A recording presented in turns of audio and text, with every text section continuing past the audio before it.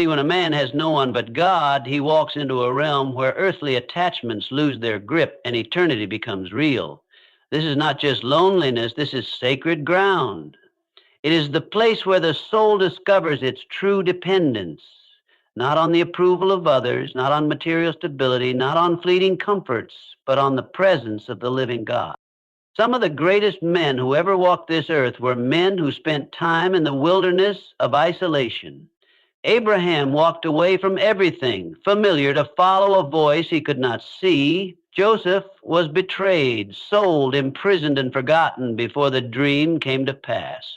Elijah stood alone against kings and prophets of false gods. They all walked through the fire of solitude, but not a single one walked alone. And neither will you. You are not abandoned. You are being refined. You are not forgotten. You are being prepared. God is doing a work in you that no man can see yet. That's why you must not give up. Don't curse the silence. Don't run from the stillness. Stay with it. Something holy is happening. When the world leaves you behind, when friends fall away, when loved ones don't understand, when you stand at the edge of yourself and say, God, I can't take one more step, that's when heaven answers with power. That's when strength rises that's not your own. That's when peace comes in the middle of a storm, not because the waves stop, but because you finally saw the one who walks on water. Faith is forged not in comfort, but in contradiction. When everything says you're alone, yet you choose to believe you're held. When everything says you're finished, yet you hear the still small voice say, I'm not done with you yet. That's faith. That's fire-tested belief, and that is unshakable. God has always been in the business of showing up when all other options are gone. He doesn't need favorable conditions. He doesn't require a crowd. He doesn't wait for perfect timing by human standards. He steps into the prison cell, into the lion's den, into the fiery furnace, not after the crisis, but right in the middle of it. And he does it again and again for those who call on his name. You may be feeling overlooked today. Maybe no one sees your pain. Maybe they see your strength, but not your struggle. They see the smile, but not the sleepless nights. And maybe, just maybe, you've started to believe the lie that you have to carry this all on your own. But I came to tell you, you don't. You were never meant to. There's one who sticks closer than a brother. One who will never leave you nor forsake you. One who is the same yesterday, today, and forever. One whose eyes are on the sparrow and whose arms are underneath you even now. He sees the hidden battles. He sees the broken places. He sees the tears that no one else sees. And he says, you are mine. You are not forgotten. You are not alone. There's a kind of prayer that comes only when a man is out of options. It's not polished. It's not pretty. It's raw. It's real. It's desperate. It's the cry that rises from the dust and the ashes and says, God, if you don't show up, I won't make it. And that kind of prayer moves heaven. When you reach the end of yourself, you reach the beginning of grace. And grace is not some fragile concept. Grace is a force. It lifts you up when your knees give out. It carries you when your strength is gone. It wraps you in mercy when you've failed again. Grace is the hand of God pulling you out of the pit, not because you earned it, but because he loves you. I don't know what valley you're walking through. I don't know what the silence feels like in your life, but I do know this.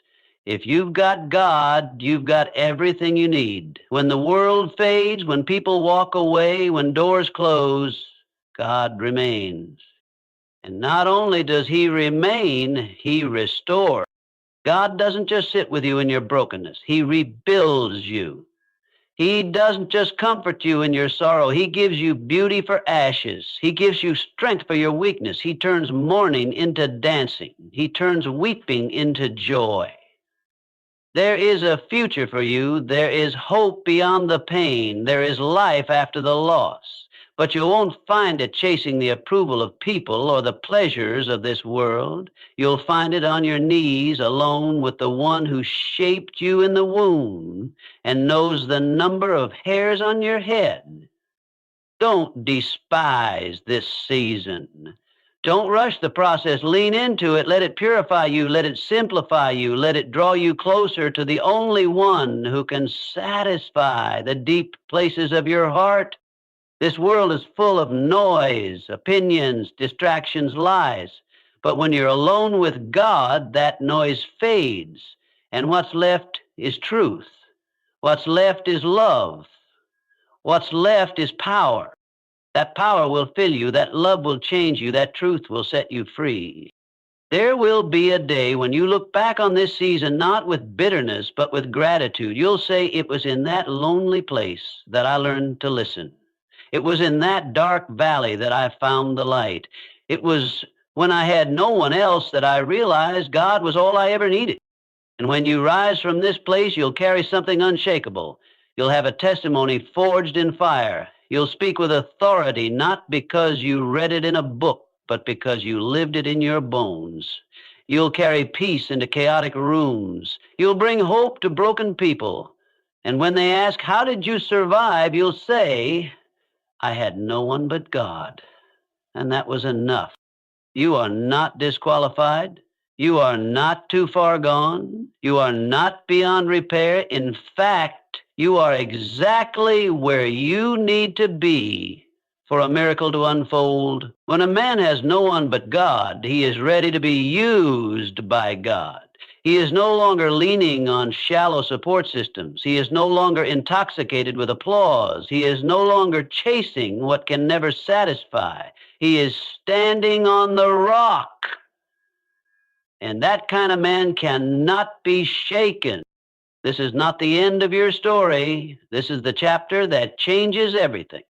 Stay faithful, stay humble, stay available. God is not done. He is writing something beautiful, even if right now all you see are broken lines. Trust the author. He finishes what he starts. When a man finds himself in the depths of solitude, it is easy for him to feel as though he has been abandoned by the world. The silence of an empty room, the absence of voices, and the lack of human presence can be overwhelming. In those moments, loneliness can feel like a curse, a painful reminder of what has been lost or of the relationships that have faded away. But what if this very solitude is not a curse at all? What if it's the sacred space where God works most powerfully in a man's life? The truth is, solitude is often where transformation takes place, where a man can hear the voice of God most clearly and where his soul can be shaped for something greater. It is in the quiet, in the moments of being alone, that a man can strip away the distractions of the world. The hustle and bustle of life often drown out the still, small voice of God. In the noise of daily living, we are bombarded with opinions, expectations, and endless demands. But when a man is alone, without the pressure of pleasing others or responding to the constant stream of noise, it becomes easier to listen, to reflect, and to be still in the presence of God. In solitude, a man is invited into a deeper relationship with his Creator. There is no one else to impress, no one else to answer to, just the unfiltered connection between the soul and the Almighty. This is the space where God can begin his work of personal transformation. The distractions that once clouded his mind fall away, and he begins to see clearly. Solitude allows a man to confront the deepest parts of his heart, the parts that are often hidden from the world and even from himself. It's in the silence that we can see our weaknesses, our fears, our doubts, and our insecurities. But this is not a cause for despair. It is an opportunity for growth. For it is in these moments that God can meet us where we are, not in spite of our weaknesses, but because of them. God doesn't call the perfect. He calls the broken, the weary, the ones who have nowhere else to turn. And in the quiet, he begins to mold us into who we were always meant to be. Moreover, solitude isn't just a place of self-reflection.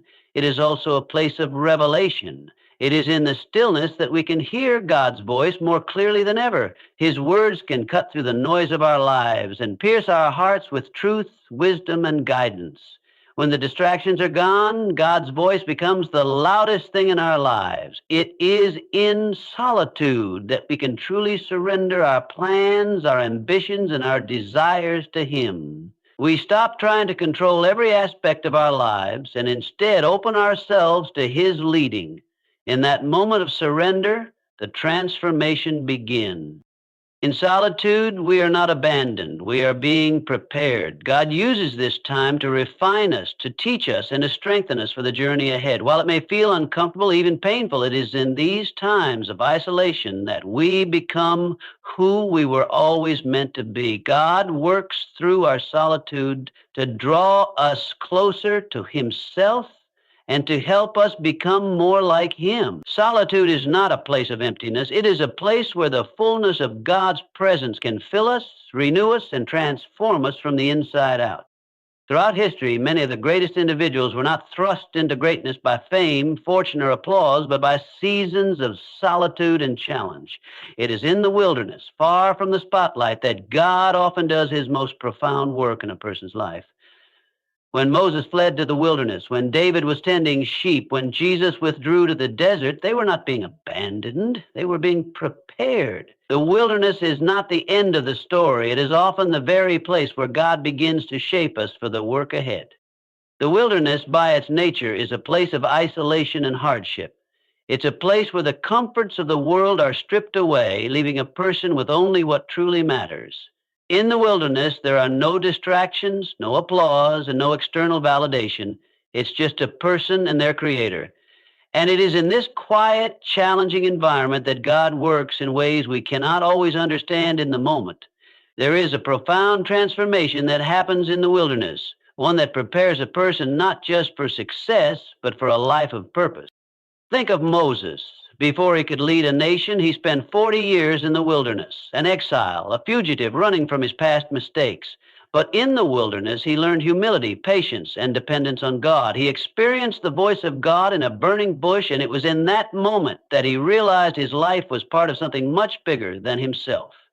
Had he been in Egypt, surrounded by power and influence, he might have never learned the lessons that the wilderness taught him. The wilderness wasn't a punishment for Moses. It was the place where God prepared him for a divine purpose that would change the course of history. David, too, was anointed to be king, but he didn't immediately sit on a throne. Instead, he spent years running from King Saul, hiding in caves and living on the run. It was in these wilderness years that David grew in strength, character, and trust in God. He learned to lead people not through military might, but through humility and reliance on the Lord. He wrote many of the Psalms during this time, expressions of raw emotion, faith, and intimacy with God. Had he ascended to the throne without these formative years, he might not have been prepared to lead with the wisdom and grace that marked his reign. The wilderness is not just a physical place. It is often a spiritual condition that many of us experience in our lives. There are times when we find ourselves in seasons of difficulty, loss, or transition. During these seasons, it can feel as though we are far from God's presence, far from His purpose for our lives. But the truth is, these wilderness seasons are often the very places where God is preparing us for something greater. They are not dead ends. They are launching pads for what lies ahead.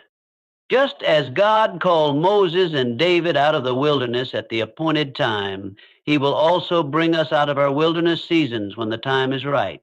But the preparation that happens in the wilderness is not to be underestimated. It is in the wilderness that we learn to rely solely on God, where we are tested and refined, and where we discover strength we never knew we had. The wilderness season may be difficult, but it is in these moments of testing and isolation that we are formed into the people God needs us to be in order to accomplish His purposes. It is in the wilderness that we learn to trust. We learn that God is faithful even when we can't see the way forward. We learn that His provision is enough even when our resources seem limited. We learn to hear His voice clearly in the quietness of the desert, away from the noise of the world. And it is here that we discover a deeper intimacy with God, a relationship that is built on trust and reliance rather than on the applause of the crowd or the approval of others. The wilderness is not a place to run from. It is a place to embrace. It is where God shapes us, refines us, and prepares us for what lies ahead. So, when you find yourself in a season of solitude, struggle, or confusion, remember this: you are not forgotten. You are being prepared. The wilderness may be uncomfortable, but it is not the end. It is the place where God is preparing you for something far greater than you can imagine. In the depths of despair, when the weight of the world feels too heavy to bear and the strength to keep going seems to slip away, it is in these moments of weakness that God's strength is most profoundly revealed. For many, weakness is something to be avoided or hidden, a sign of failure or inadequacy. But in the eyes of God, it is not a weakness to be ashamed of. It is the very place where his strength can be most fully displayed. It is in the moments when a man feels he cannot go on, when he is stripped of his own ability and power, that he encounters a strength beyond himself. In these seasons, we are brought face to face with our limitations, with the harsh reality that there are situations in life we cannot control, people we cannot change, and outcomes we cannot determine. It is in these moments of helplessness that God's strength becomes the most evident. His power working through our weakness is the most beautiful and transformative force in the world. Paul, one of the greatest apostles of the early church, spoke of this profound truth when he described his own struggles and hardships. He prayed 3 times for God to remove a thorn in the flesh that tormented him. But God's answer was not to take away the pain, but to declare, "My grace is sufficient for you, for my power is made perfect in weakness." 2 Corinthians 12:9. Paul's response to this divine revelation was profound. "Therefore I will boast all the more gladly of my weaknesses, so that the power of Christ may rest upon me." Paul recognized that it was not in his strength that God's glory was most fully revealed, but in his weakness. In that place of vulnerability, Paul was able to experience the sufficiency of God's grace and the depth of his power. This concept seems counterintuitive to the world's understanding of strength. In society, we are taught to rely on our own abilities, to push through adversity with sheer willpower, to overcome challenges through personal strength and determination. But God calls us to a different way of thinking. He invites us to surrender our reliance on self and to trust in his power. He shows us that true strength is not about what we can do in our own strength, but about what he can do through us when we are willing to admit our need for him. When we are at our lowest, when we feel completely powerless, we are often more open to God's work in our lives. It is then that we stop relying on our own ingenuity, wisdom, or resources and begin to lean fully on him. In our weakness, we make space for God's power to shine. His strength does not come to us in the way we expect. It is not a human kind of strength defined by physical might or self-sufficiency. It is a divine strength, a power that is gentle yet unshakable, a power that gives us the courage to stand when we want to fall, the wisdom to know what to do when we are confused, and the peace to endure when we feel overwhelmed. God's strength does not negate our weakness. It is made perfect through it. It is as though God takes our frailty and through his grace turns it into something beautiful, something powerful. In moments of despair, when we are broken and weary, God meets us with the power to rise again. His strength sustains us when we cannot sustain ourselves. His strength carries us when our legs give out. His strength lifts us when we are too tired to keep going. The beauty of this divine strength is that it transforms us. We come out of the trials, the times of weakness, stronger than before, not because we did it in our own power, but because we allowed God to work through us. When we acknowledge our dependence on him, we open ourselves up to his transformative power. We emerge from weakness, not as the same person, but as someone who has been shaped, refined, and empowered by God himself. The truth is, God's strength is not given to us in the absence of weakness, but in the midst of it. It is when we are weak that we are most able to experience his strength in its purest form. When we feel like we have nothing left, that is when he can fill us with everything we need. In that moment of divine exchange, we realize that the very thing we thought would defeat us, the trial, the struggle, the weakness, has become the place where we encounter the fullness of God's power and grace. So if you find yourself in a season of weakness, Do not despair. Do not believe the lie that you are not enough or that you are failing. In fact, it is precisely in this place that God is about to do his greatest work. His strength is made perfect in your weakness. And if you will trust him in this season, you will come through stronger, more dependent on him, and more aware of the power that only he can provide. There are moments in life when we cry out to God and feel as though our prayers fall on deaf ears. In these times of silence, it can be difficult to see beyond the stillness and feel the presence of God. It's easy to fall into the trap of believing that God has abandoned us or that he is somehow distant, uninvolved, or uninterested in our struggles. But the truth is that God's silence is not a sign of his absence. In fact, it is often in these moments of quiet that God is working more powerfully than we can comprehend. We live in a world that values instant answers and quick solutions. We are accustomed to immediate results, whether in our work, relationships, or even our technology. But God's ways are not our ways, and his timing is not bound by the pressures of the world around us. Sometimes the silence that we experience from God is not a withdrawal, but a moment of divine waiting, a space where God is allowing us to grow, to trust, and to prepare for what he is about to do. Throughout Scripture, we see many examples of God's silence during key moments of his people's journeys. The Israelites waited in Egypt for hundreds of years, crying out for deliverance, but God did not immediately respond. There were moments in the wilderness when they wondered if God had forgotten them as they faced hunger, thirst, and overwhelming fear. Yet God was with them all along, orchestrating their deliverance in his own time. His silence was not a sign of abandonment, but a sign of preparation as he was shaping them for the promised land. Even Jesus, the Son of God, experienced the silence of his Father. In the Garden of Gethsemane, as he prayed in anguish, Jesus cried out, my God, why have you forsaken me?" In his moment of deepest agony, it seemed as though God had turned his face away. Yet in that silence, God was not absent. He was fulfilling his ultimate plan of redemption through Jesus' suffering. God's silence on the cross did not signify abandonment, but rather the unfolding of his perfect will for salvation. God's silence is a powerful reminder that we are not in control. In our human nature, we often demand immediate answers, quick fixes, and a clear path ahead. But God's silence teaches us patience, faith, and trust in his timing. It is in the waiting, in the moments when we feel as though nothing is happening, that God is often doing his most significant work. He is preparing us, strengthening us, and aligning our hearts with his will. In the silence, God is cultivating deeper faith and greater reliance on his plan, which is always far greater than anything we could have orchestrated ourselves. The silence is also a test of our trust. When God is silent, we are faced with a choice. Will we continue to believe in his goodness even when we don't hear his voice? Will we remain faithful when it feels like he is distant?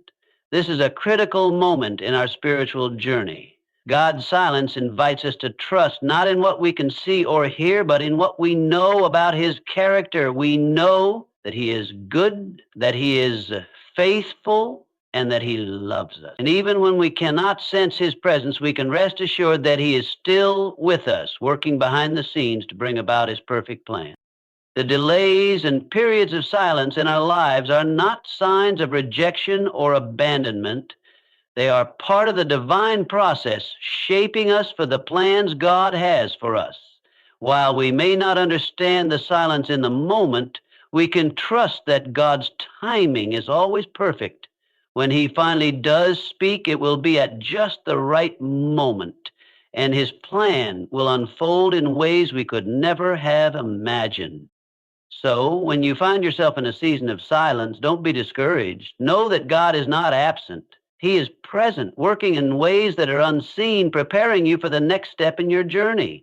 His silence is not a sign of neglect, but a sign of his perfect timing and care. Trust in his process, wait in faith, knowing that his plan will always be worth the wait.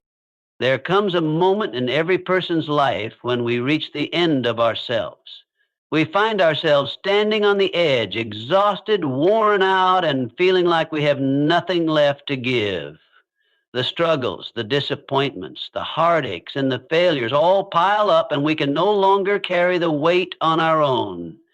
In these moments, we may feel as though we are lost, as though we have reached the limit of our strength and endurance. But it is precisely in these moments of complete surrender, when we come to the end of our own ability, that we encounter God's grace.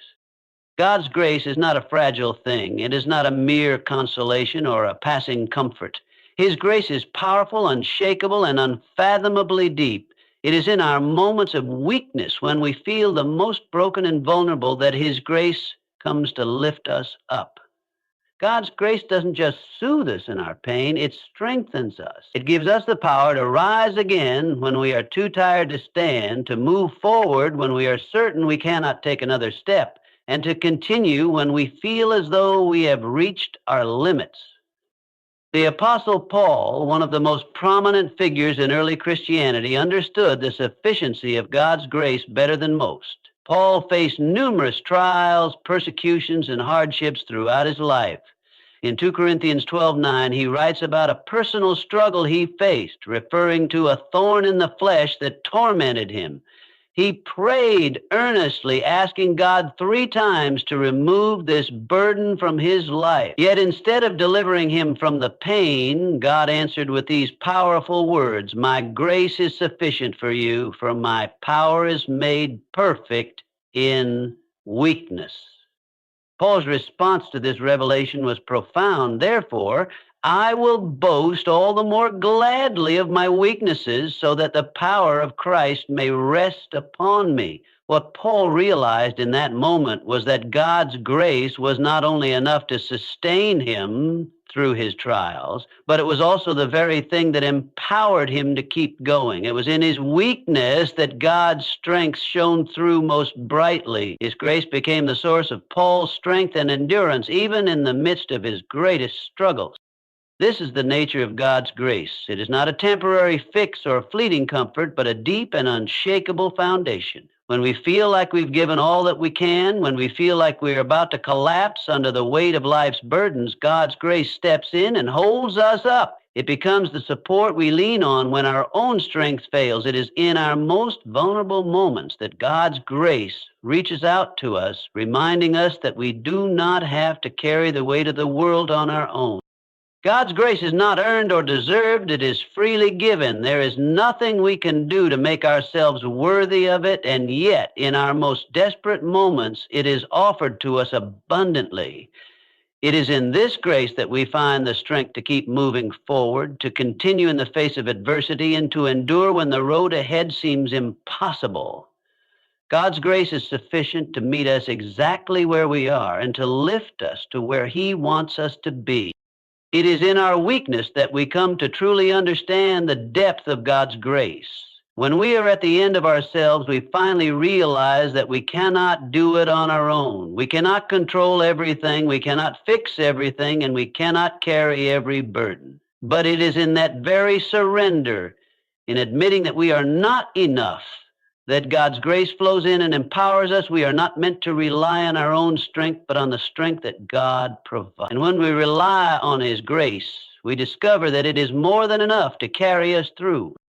God's grace doesn't just carry us, it transforms us. It's not only a source of strength, but also a source of healing. It mends the broken places in our hearts, restores what has been lost, and renews our spirits. It is in grace that we find the courage to forgive, the resilience to hope again, and a peace that transcends understanding. There may be moments when we feel utterly depleted, when we feel as though we have nothing left to give, but even in those moments, God's grace is not exhausted. It is infinite. It is sufficient for every trial, every challenge, and every heartache. When we come to the end of ourselves, it is only then that we are able to fully experience the power and sufficiency of God's grace. And in that grace, we find the strength to stand again, to press forward, and to continue walking in His purpose for our lives. So when you feel that you are at your weakest, when you feel like you can't go on any longer, remember this: God's grace is enough. It is powerful, it is sustaining, and it will never run dry. You are never alone, and His grace will always be sufficient to carry you through. In the darkest moments of life, when isolation and struggle weigh heavily on our hearts, it is easy to feel as though we are lost or forgotten. The road ahead may seem unclear, and the burdens we carry can feel impossible to bear. But in these very moments of uncertainty, it is faith and hope that become our anchors, keeping us grounded and moving forward, even when everything around us seems to crumble. Faith and hope in God are not just fleeting emotions. They are the lifelines that sustain us even in the most difficult seasons of our lives. They remind us that God's plan is always at work, even when we cannot see it, and that He is preparing us for something greater. Faith is the foundation upon which we build our trust in God. It is the belief that even when circumstances appear bleak, God is still good and His promises are true. Faith does not require us to have all the answers or to see the whole picture. In fact, it often requires us to step forward in trust when we have no idea what lies ahead. Faith is the decision to hold on to God's character even in the absence of clear direction. It is the confidence that though the storms rage around us, God is still in control and His purpose for our lives remains unchanged. Hope is the fruit of that faith. Hope is what keeps us going when all we have is a glimpse of God's promises, a faint whisper of the good He has in store for us. It is the assurance that no matter how hard the journey may be, we are not alone. Hope gives us the strength to endure, to press forward, and to hold on to the belief that our present circumstances do not define our future. Hope tells us that there is more waiting for us, that God's ultimate plan for our lives is greater than any moment of suffering or trial. The Bible reminds us of the power of faith and hope in Romans 8:24-25. For in this hope we were saved. Now hope that is seen is not hope. For who hopes for what he sees? But if we hope for what we do not see, we wait for it with patience. This passage beautifully captures the essence of what it means to have faith and hope in God. We do not always see the full picture, but we trust in His promise that He is working behind the scenes. It is this hope that helps us navigate the difficult seasons of our lives, knowing that God has a plan even if we don't yet understand it. When we place our faith in God and hold on to hope, we are not only sustained through the hard times, we are also being prepared for the greater purpose He has for our lives. Struggles and challenges are not random. They are the refining process that shapes us into the people God needs us to be for the next chapter of our journey. The trials we face serve a purpose, even when we can't immediately see it. They prepare us to rise again, stronger and more equipped to fulfill the purpose that God has set before us. Take, for instance, the story of Joseph. His life was marked by betrayal, abandonment, and hardship. Sold into slavery by his own brothers, unjustly thrown into prison, and left alone in dark moments, Joseph had every reason to lose hope. Yet through it all, Joseph never lost faith in God. He trusted that God had a plan for his life, even when it seemed like everything was falling apart.